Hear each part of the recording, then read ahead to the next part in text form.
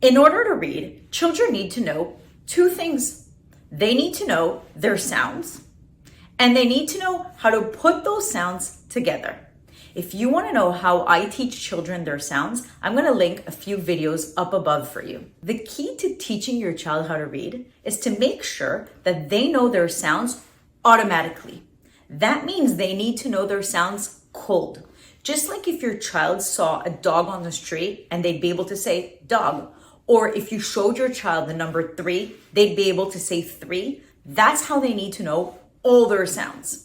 When they don't know their sounds automatically, children usually struggle, and you can especially see that in longer words. They get stuck, or they start guessing, or they start looking at pictures for cues, and that doesn't help their reading. How do you teach your child how to read?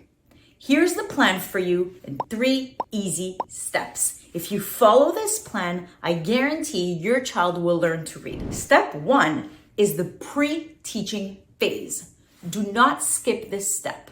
This is what you need to do before you sit down with your child.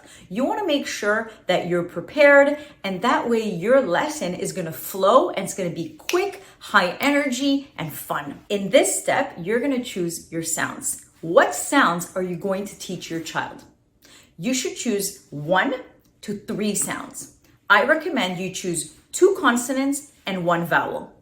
As you start to teach more vowels, you'll be able to get into blending because we need vowels in English in order to make words. Next, you're going to choose your materials and prepare them before you teach your child. So you're going to choose your flashcards, paper, a whiteboard, blocks, magnets, toys. Think about what your child likes. Does your child love to play with a baby or a doll or a stuffed animal or a car? If so, bring those along and make them part of your session.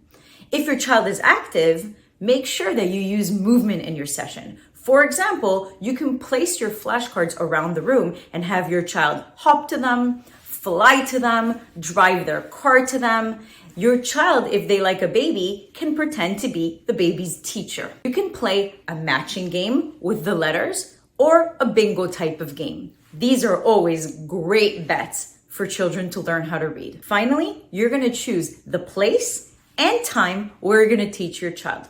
Are you going to teach them at home, on the floor, on the couch, at a desk?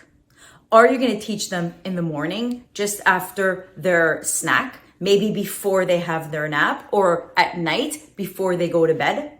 Whatever you choose, make sure that you make it part of a consistent routine.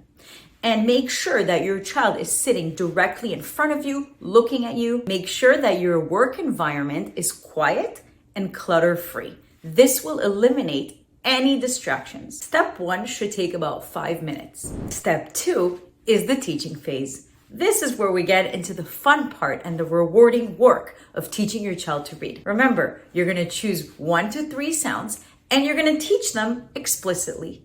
And then you're going to play, review, repeat, and see what your child can understand, can remember, and what you need to reinforce. In the first lesson, you're going to teach 2 or 3 sounds. And in all future lessons, you're going to teach new sounds and review all the sounds you learned before. Do not skip the review.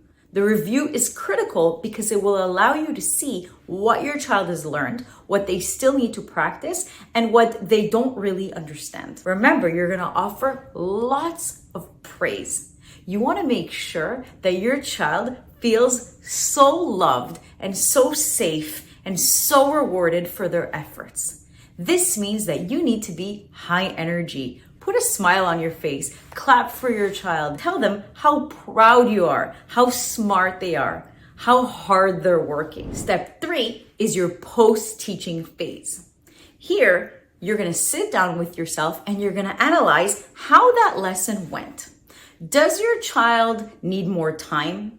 Do they need more repetition? Do you need to review or explain something in a different way? Do you need to teach them slower or faster? And if you see that your child is overwhelmed or stressed or confused, it's okay to go slower.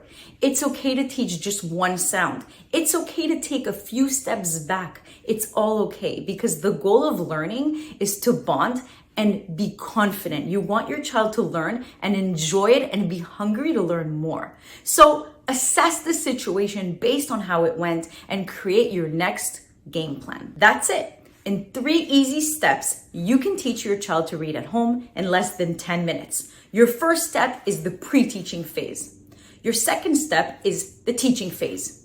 And your last step is the post-teaching phase. If you apply this type of game plan, your child will feel amazing and you will feel accomplished that you taught your child to read at home. In the next video, I'm going to show you an exact lesson plan that I use with my students and my children.